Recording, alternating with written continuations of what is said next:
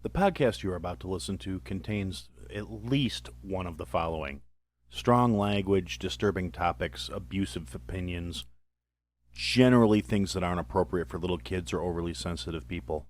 So, if any of that stuff's going to get your nose out of joint, this is your chance to turn it off.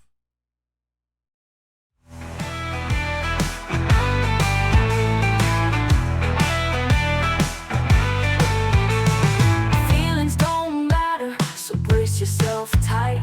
He'll lay it down heavy, he'll light up the night. No sugar-coated tales, just cold hard facts. In the realm of opinions, there's no turning back. Listen close or just walk away. But Aaron had to say it, come what may. Here comes Aaron with the truth untold. No holding back, watch the truth unfold. On the podcast airways, feel the righteous sting. You either take it in or let the silence ring. Hey everybody, welcome to another episode of I Had to Say It. So we're going to start as we do by saying to Iceman, Jason, Mike, Tabby, Javier, Fitz, McShane, El Jefe, El Devil, and El Morte, to the guys from the Weather Report, to Billy G, and to Walt from the B-Raw Podcast. Thank you so much for your continued support. It means the world to me. It really does.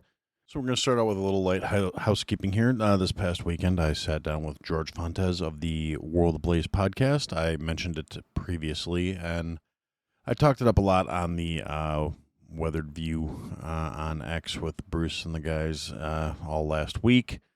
Episode was a blast.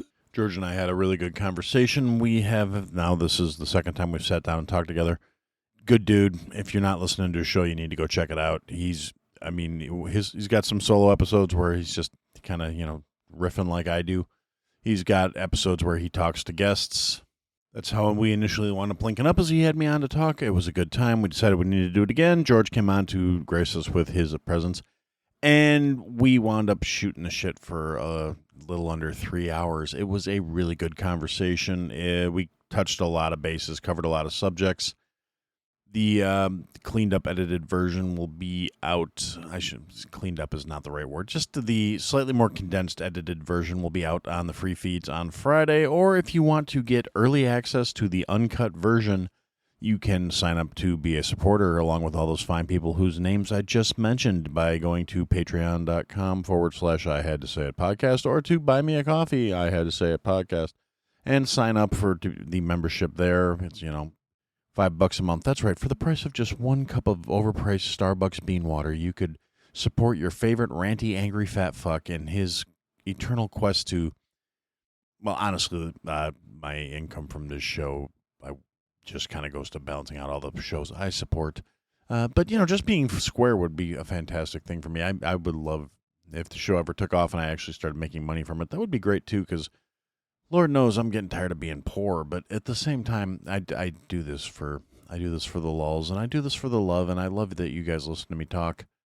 And if you want to come on the show, if you want to sit down and actually have a conversation with me, if you think you could change my mind about something, if you think that I just need to talk to you, if you think it'd just be good for shits and gigs, reach out to me. Go to the website, fill out the contact form, email me, DM me on any of the socials. I'll get to it eventually. I'm not the best about responding to stuff, and sometimes it goes in the spam filter and I don't find out about it. But even if you think I'm a complete idiot and you want to tell me how wrong I am, at the end of the day, I'll sit down and give anybody a chance to talk to me. I'm open-minded. I mean, I may be a self-righteous, sanctimonious prick that thinks I'm smarter than pretty much everybody, and I'm better than 95% of the people on this planet. Maybe not as successful or as lucky or anything else, but just generally better.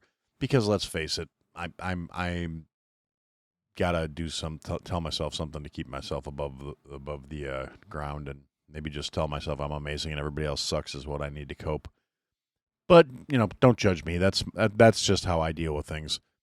So anyway, speaking of coping and dealing with things and mechanisms that may not necessarily be grounded in reality in any way, shape, or form, we're going to talk very briefly about something I've noticed about all the anti-Musk, anti-Trump protests that I've been seeing in the last couple of days, tying into there was a series of rallies that were coordinated and organized over the weekend, the Hands Off, which is another in the left's masturbatory process of just convincing themselves they're actually doing something when they're just serving up big fat nothing burgers, because the modern left is, for the most part, a bunch of ineffectual, impotent, worthless, self-serving, sanctimonious sacks of shit who would rather watch the world fucking burn than admit their side might be wrong about an issue. And it's really starting to track. And you have all the leftist talking heads, well, publicly making some of the simply stupidest, verifiably false horseshit claims that they can come up with, without the slightest hint of irony or fucking self-awareness, and their diehard core of support just eating the shit up. And a lot of people were saying that these protests that were going on over the weekend, and I'm using mild air quotes on this protests because it is what it is. I mean, they're definitely protesting, but the thing about it is they're not swaying opinions. They're not winning hearts and minds. They're not changing anybody's. It's not new people that are all of a sudden fed up with the orange man bad. It's the same bunch of self-serving, arrogant jackwagons who didn't vote for him in the first place. None of these protests were in like deep red areas where all of a sudden a bunch of people are fed up that the Donald's not delivering. The vast majority of people, contrary to what leftist yammering heads on social media will tell you, that voted for Donald Trump are more annoyed that he's not getting support out of Congress, more annoyed that the swamp is continuing to swamp, despite what they consider to be an overwhelming mandate that this is what we, the people, want, and if you fucksticks don't get on board, we're going to take you out. Out of office, that is. No, the right doesn't generally threaten violence. That's a leftist thing, and that's another thing that's been, we've seen a steady groundswell of mentally unhinged purple hair fucks who are out there yammering for violence, despite being probably some of the most ill-prepared to do it. That's where a major difference between the right and the left does come into play, is the left, well, maybe less capable at violence, death, and destruction, are far more willing to engage in said violence, death, and destruction. Granted, conservatives hold the vast majority of, firearms in this country, and they're more likely to be out, you're not going to find a bunch of liberals out rucking in the woods trying to, stay in shape in case they need to disappear into the boonies when society collapses. You're not going to find a lot of purple-haired preppers out there. It's not, the two mentalities don't align. Howsoever, the left has demonstrated time and again that they don't actually place any value on anyone's existence, property, or rights if they do not blindly and blatantly align with their core values of, worshiping at the altar of the state, the gender nonsense, the supposed acceptance, but really it's the opposite.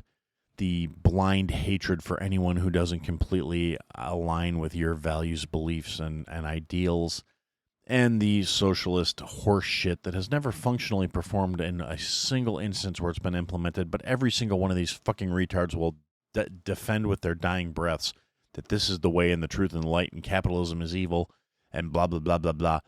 And like I said, they may not be as good at it, but they're much more willing to engage in violence and in chaos and destruction and in death.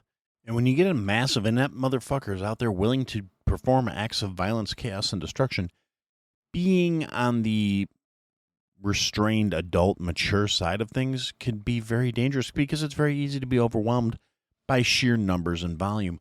And I see this as it's becoming a problem. And at least the coordinators and the people organizing this shit managed to actually contain the fucking protests to prevent anything from getting burned or looted or destroyed, because their masters have realized, and again, I don't think any of this is organic and none of it's actual groundswell support.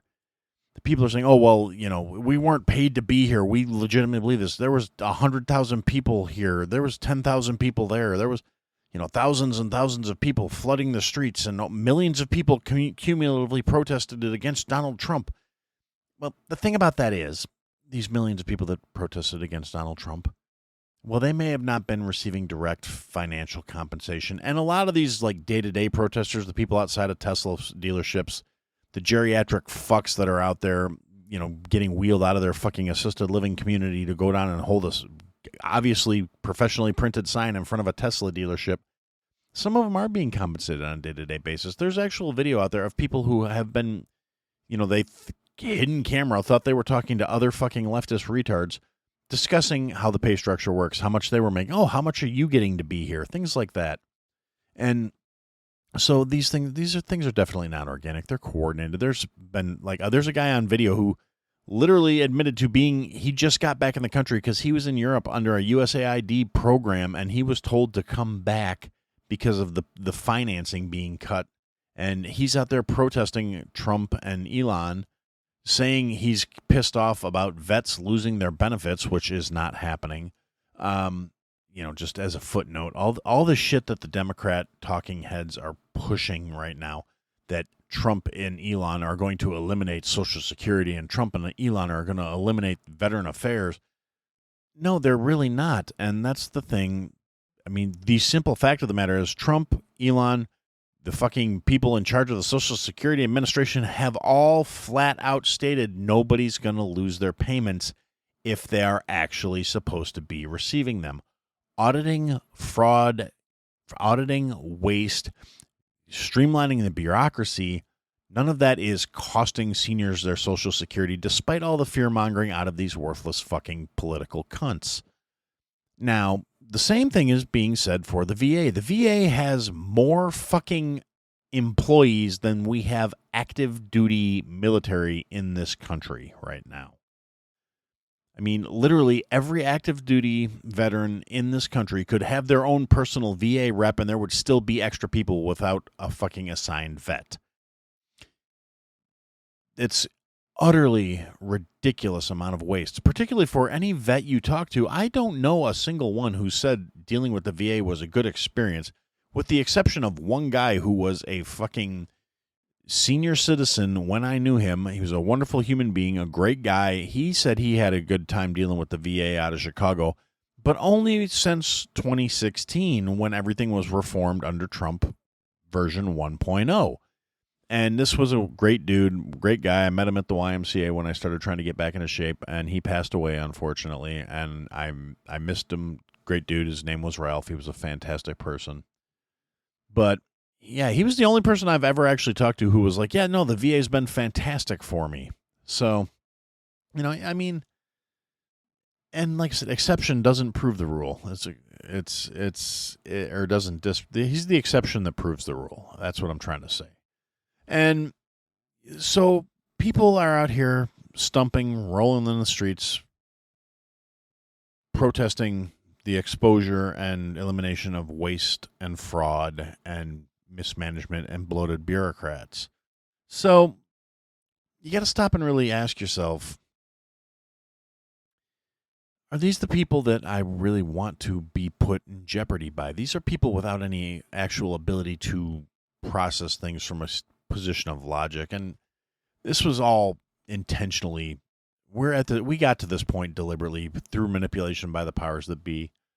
There's going to be a lot of growing pains. There are people that are out there. They're pissed off. The market's been reacting to Trump's tariff play, and it's, so that explains like why a lot of the geriatrics are up in arms, because that's one of the things you do notice. If you look at the current batch of protests that are going on, the demographics really don't line up with what the narrative used to be. It's not armies of young people out there protesting against Trump and Elon.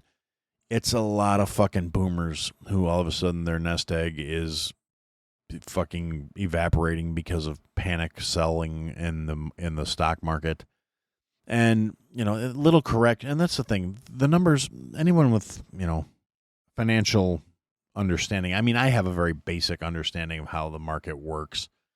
And I don't play the stocks or anything like that. But if you look at the overall numbers and trends and patterns, the stock market has been artificially inflated for the last several years with government money, which is not real.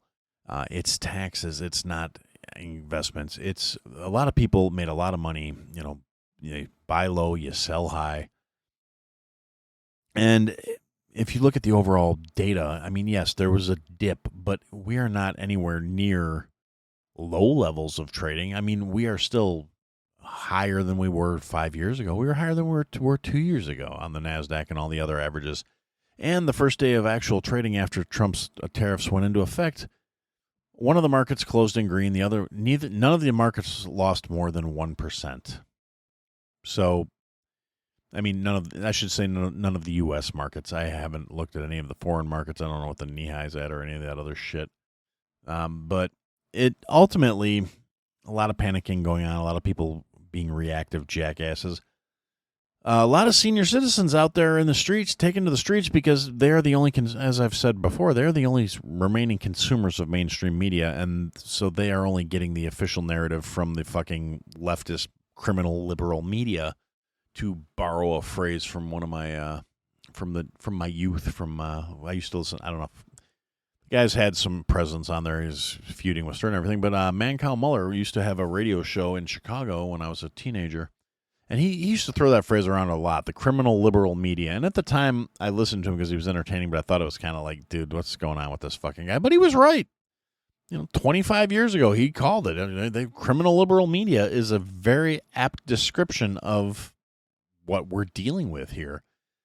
And he's still around. I actually recently started following him on X. And, yeah, he's still out there, and he's still kind of being him. And I still don't agree with everything he says, but he says a lot more that I agree with now than I would have thought. And he's still in Chicago, and he's still, talking about JB's fat jelly-filled fuck muppet ass and talking about how Brandon Johnson is the absolute worst fucking thing Chicago's ever put forth. And that ain't exactly a real low bar. I mean, trying to be the fucking worst thing in the history of that city is a fucking monumental accomplishment. This asshole's holding it like a 5.5% approval rating right now. Just went out and publicly declared this like, oh, look at what we did. We just built all these units of affordable housing to help revitalize downtown Chicago. This motherfucker spent $100 and some odd million on two different projects. It was like $47 million for one project that built 54 fucking apartment units that are going to be affordable housing to bring back equity into this. So $800 and some odd $1,000 per unit for what is going to be public aid housing, which is obviously nets the best of the best. And so we've got a bunch of, Section 8 motherfuckers are going to be putting into what is probably not the best fucking apartments because it's like converted office buildings that are somehow going to be living in an $800,000 unit for like, you're saying it's going to be affordable. Who knows? HUD may have it up at $1,000 a month any fucking way because it's still in Chicago. But this is the kind of shit that these people are claiming, trying to act like they're doing some sort of good out there by just being wanton and wasteful with shit that they've got this mentality of it's not their money, and that's the problem. They think they're entitled to it. They think they deserve it. We've had them go for so long without any consequences for this horse shit that they just feel that it's their right somehow. And the groundswell of people being pissed off about it, and the mandate that was issued by Trump getting elected, and a lot of people say, oh well, he didn't really have a mandate. Enough motherfuckers said this motherfucker needs to be back in office, in spite of the people throwing utterly bullshit lawsuits at him, in spite of all the fucking other shit, in spite of billions of dollars being thrown at saying he's not the guy, trying to finance other people, campaign smearing and all this other horseshit, and just trying to strong-arm camel toe in as the fucking candidate. All of this stuff, and it wasn't enough. It wasn't the right key. It wasn't the right hit, and these motherfuckers still haven't learned. And frankly, as somebody who wants to see them all destroyed, I'm fine with them not learning. I want them to keep repeating the same fucking mistakes. My only concern is that people in general, the grand sweeping thing about humans in this country is they get fatigued. Their interest fatigue happens almost instantly. If there's not instant gratification, and again, this is definitely deliberate. This is a trait that was bred and trended and forced into the culture of instant gratification, and if they don't see results right the fuck now, they tend to go on to the next shiny thing. And in a lot of ways in this country, long-term thinking has not been encouraged for decades. People don't have the foresight to do what's in their best interest, to look past the immediate pains to the long-term benefits of a situation. Now, I'm not going to speak at length on the whole tariff situation because I'm not an expert. I haven't sat down and spent the time and invested the time to become an expert on this matter. Could I do it? Yeah, more than likely I could. The way my brain works, and it don't work like it used to. I'll be the first to admit it. I'm not nearly as smart or as good as I used to be due to being old, tired, having a drinking problem for a decade and a half. All of that stuff tends to contribute to the fact that my gray matter is not nearly as neuroplastic as it used to be. But I am still firmly entrenched in the belief that I am smarter than the average fucking bear. And if I really wanted to, I could sit down and have a very thorough understanding of the ramifications of the tariff program and everything else. But the long and the short of it is, the initial promise of we're going to replace the income tax with tariffs, I liked that idea. I mean, yes, it's still people paying on supporting the government through, yes, tariffs will make shit cost more to a certain extent. And for a while, there's going to be a lot of growing pains here because you can't, the facilities don't exist. The capacity doesn't exist for us to just all of a sudden start producing everything fucking domestically. The options are there, but the framework and the structure has been deteriorated and broken down by years of American manufacturing being offshored to, yeah, it could be there, but it's not going to be for a while, and it's going to be more expensive to do it for a while because we're not taking advantage of slave labor wages and shit like that if stuff's produced here in America. But that's the point of the tariff program, is to make the shit that is produced that way less appealing by making it not that much more cost effective. If you're saving a few cents by doing something utterly abhorrent to some human being on the other side of the planet, you might be a little less inclined to do it. At least that's my understanding of how the program's supposed to work. And to a certain extent, even though it's only been a couple of days, Trump has been having success with his tariff program, despite the best efforts of motherfuckers in Congress, including a bunch of rhinos who are definitely swamp creatures because they're, again, acting against what the people wanted by electing Trump on the premise of he was going to fucking do this. And they're trying to strip him of the ability to use the tariffs to force negotiations, because realistically, at the end of the day, it seems more like that's what he wants to do. He's tired of America being on the losing end of the stick for all of the globe's fucking economy, basically, because we are the number one consumers on the fucking planet, and that's just a fact.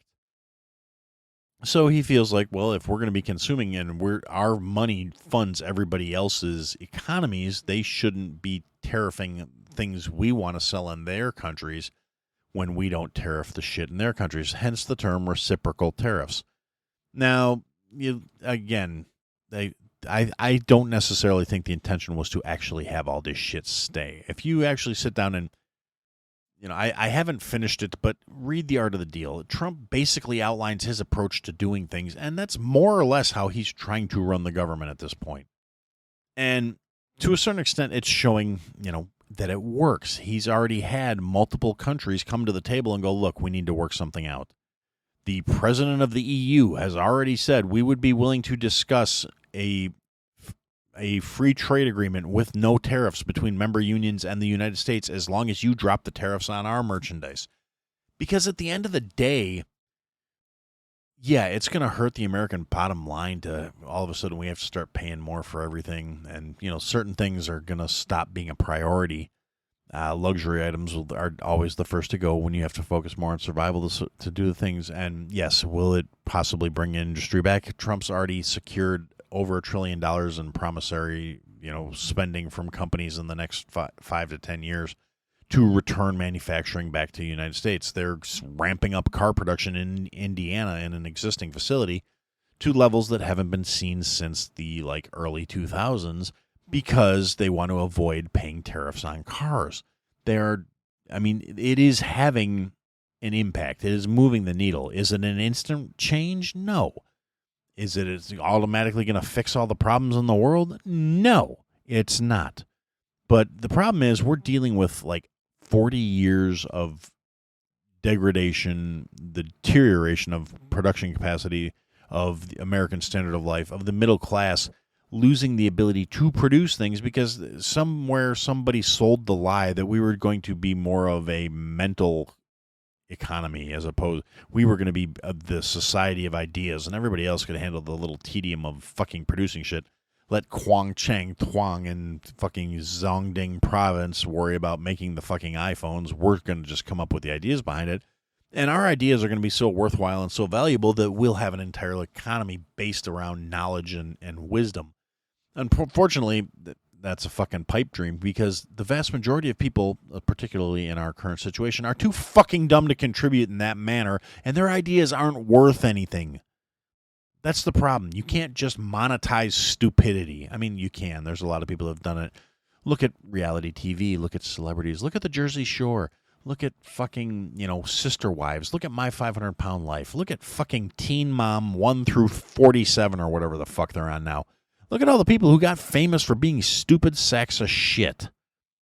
So I guess you can monetize stupidity. I haven't figured out how to monetize being angry about stupidity, and it's not due to a lack of trying. It's more just due to a lack of reach and commitment and, I don't know, whatever it is that makes people all of a sudden be a hit. I don't have it. I'm okay with that. I really am. This is my me time. This is how I decompress. This is how I just get shit off my chest. Sometimes this is how I work my way through shit that's bothering me for whatever reason. And you guys seem to enjoy listening to it. So, thanks for being here for me. But ultimately, like I said, I'm looking at it and I've been seeing a lot of things and some of it's concerning me. And again, it's symptomatic of the problems on the left. The left keeps lefting. They're not stopping. They're leaning into it. They're doubling down. The right is doing exactly what it does, and I've said it before. It seems like conservatives are perfectly content to be fucking losers because even when they're in power, they don't do anything with it. They feel like they have this moral high ground without having the fucking will to enact once they get back in a position of authority or power. Again, part of it's, career parasites and swamp creatures who don't want to see anything change. But the other part of it is, like I said, it seems like the conservatives are perfectly content to sit back and say, oh, well, I have the moral high ground. I'm not like these degenerate leftists. We're not playing by their rules. But that's the thing. When you're not playing the same game, you can't really call yourself the fucking winner. When we're not pushing through the changes that need to be changed, when we're not codifying things like Doge to fucking monitor and maintain and make sure American tax dollars are being spent responsibly, that the fucking federal government becomes decent stewards of the society and not fucking masters like they seem to think they are. But it isn't, again, there's no resolve. And it comes down to even, the leftists are willing to burn and rage and hurt and attack things that don't, because to them it's a matter of good versus evil, and for whatever fucking reason they think their deranged authoritarian bullshit is making them the good guys. And that's how they view it. And where the conservatives and the right-leaning individuals, they think they're the good guys because they're showing restraint and adult maturity and they're, they're looking at things from their moral high ground. Meanwhile, they're losing the base, and that ivory tower is going to fall over real fast when the fucking earth erodes from under it because you got all these other assholes down here playing in the mud and digging away the foundations of everything you care about because you can't be bothered to lift a finger to defend your beliefs because at some point, they started valuing, oh, well, no, we're the mature ones. We're not sinking to your level. But you're also not acting to defend your own interests. You're complacent, which makes you complicit, which means you're part of the fucking problem. And a lot of people don't want to acknowledge that, and they don't want, they don't want to be confrontational. They want to be able to go, look at how juvenile these people are acting as they're out here to, and I'm not saying, conservatives and centrists should be out like attacking leftist businesses, but for fuck's sakes, you should be standing on your high ground, on your high ground with the intent of defending that high ground. When you just want to sit there and look down at these assholes, meanwhile they're out there networking, activating, mobilizing, forcing through their laws everywhere they have an iota of fucking power so they can spread out from those nexuses of power and consolidation. And then, they keep their core solid and then just spread out like fucking parasites. And you just stand back and you keep casting judgment and, writing strongly worded letters and all this other shit. I honestly question the right's willingness. Like I said, it's a matter of the left may not be nearly as good at doing violent shit, but they're way more willing to. And the right, the people on the right, the guys with the guns, the people who wanted to just be left alone, they don't have the will to stand up for what they want to believe, and they don't have the will. I mean, and I'm not saying all of them, obviously. There's definitely some guys out there that will do what they need to do to protect them and theirs. But that's their line in the sand, is it's a very small circle. They're not willing to think globally or nationally it's leave me and mine alone, and if you cross this line here, you're going to never be seen again. But when it comes to acting in a manner to stem that tide from getting to that point where you got to worry about some purple-haired fuck showing up to take your food because they can't actually grow or produce anything, and they didn't think to prepare for themselves. So now that society's collapsing, they're going to try and mob you and take what you got. Well, if you prevent the mob from happening in the first place, then you don't have to expend a shit ton of ammo trying to keep them from taking what you've kept and what you've earned and what you value. And I'm not just saying necessarily in physical sense, but it's a simile, it's a metaphor. It's I'm not using like or as. It's not a simile. It's a metaphor. It's metaphorically saying, if you're not willing to stand up on a grander scale, you have no right to complain when you lose things and you're overwhelmed on the small scale, because that's the real big difference as I see things right now. Is we got a whole bunch of people that are really good at talking about everything that's wrong with the left, but you don't have any people with the will to act, to do anything to counter this shit. That's why they overwhelm fucking political actions. That's why they get more votes to turn out for things when it's not the big dance. I mean, yeah, the Republicans turned out, the conservatives turned out, the centrists turned out leaning right to say, no, we're having enough of this shit. But as soon as the November election was done, you look at the turnouts and the fucking midterm turnouts, they were closer than they should have been. Wisconsin still put in a Democrat Supreme Court judge. I'm not sure. I didn't really watch it too closely because there's nothing I could do about it, even though that's my home and where my heart lives. I can't, where I am, I can't do anything about it. And the people I still talk to from back home are, of the mindset where they're not voting for this broad, but at the same time, somehow she still wanted to. And it was close. It was not some overwhelming blowout, but it wasn't as close as it should have been. It definitely. And the couple of others, elections that were coming up that should have been blowouts and weren't. It's not.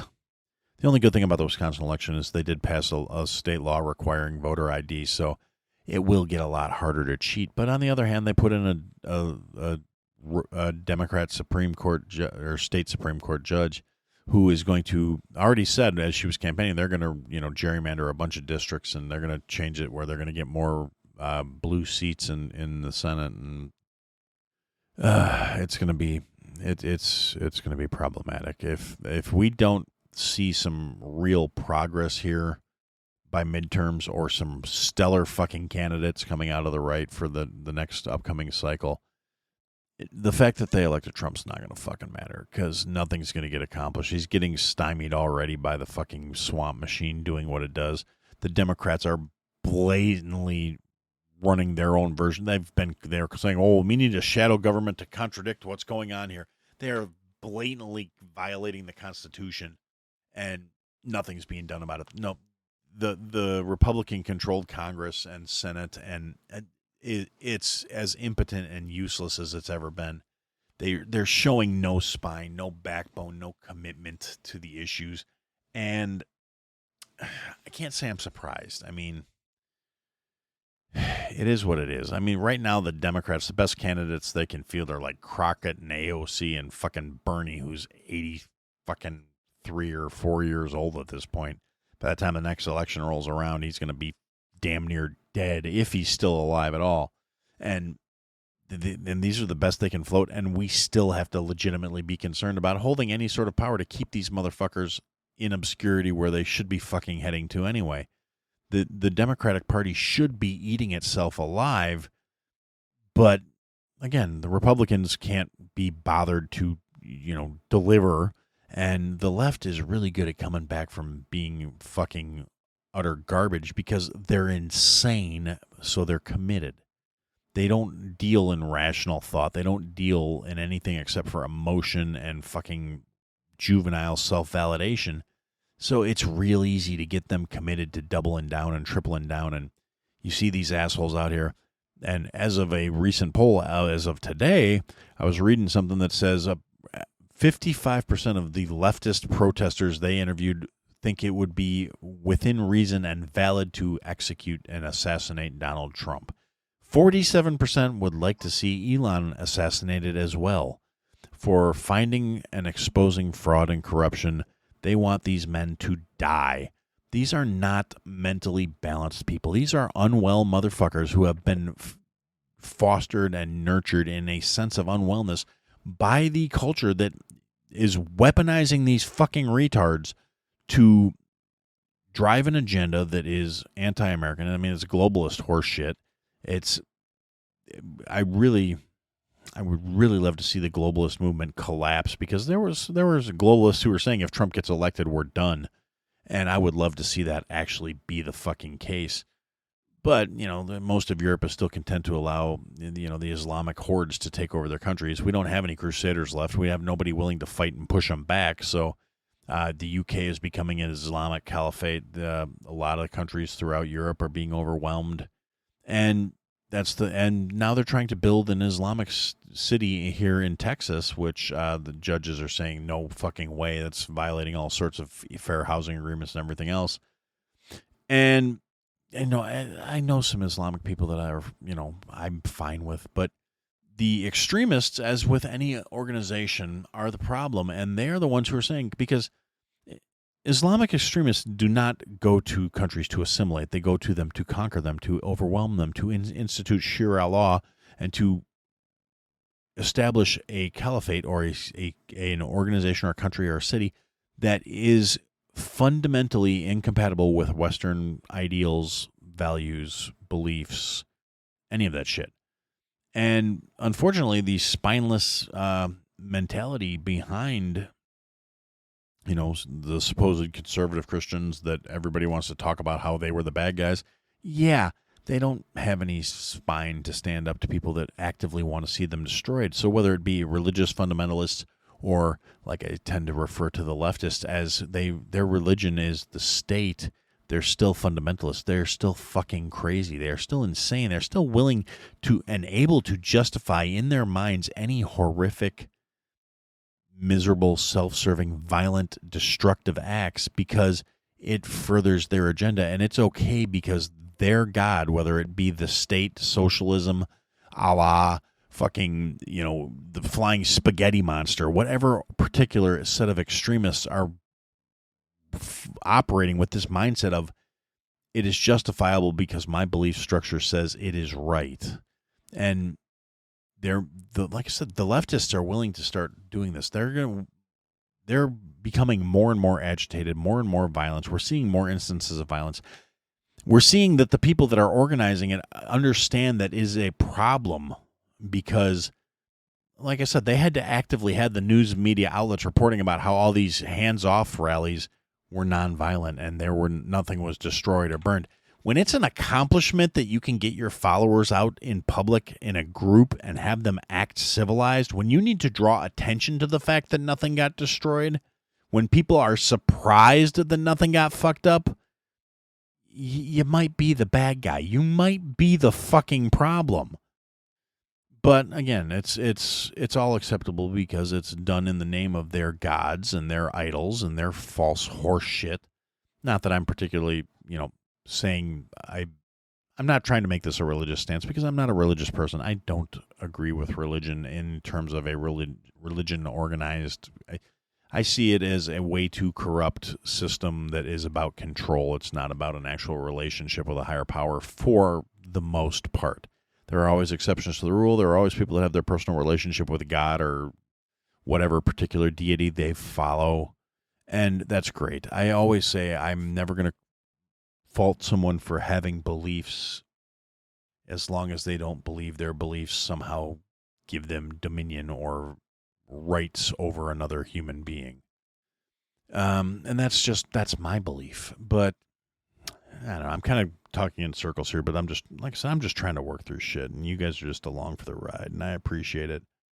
But we're getting up to like the 40-minute mark, so I'm just going to put a pin in it and say thanks for listening to me babble, and for now, that's what I had to say. Thanks for listening to another episode, guys. If you liked what you heard, leave a comment, leave a review, leave a rating. Go to ihadtosayitpodcast.com, sign up for the mailing list, interact with the show. Click the links, sign up for the Patreon, join the Discord. Come and interact, be a part of the show. Buy the merch, support your favorite creator. Or support me. Anyway, thanks for listening, guys. Till next time.